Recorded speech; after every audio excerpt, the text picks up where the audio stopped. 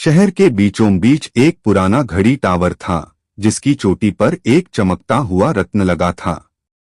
एक रात बिल्ली और चूहे ने तय किया, उसे नीचे लाना है, इससे पहले कि इंसान उसे निकाल लें।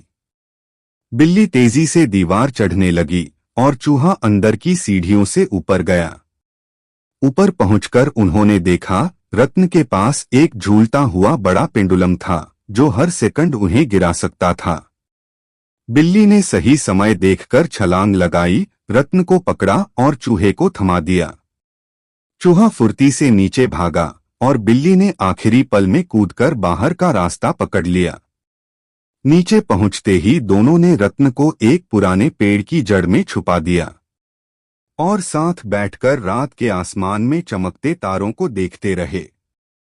सीख: असली जीत सिर्फ खजाना पाना नहीं, बल्कि उसे सही जगह पहुंचाना है। सब्सक्राइब करें और बेल आइकन पर क्लिक करें।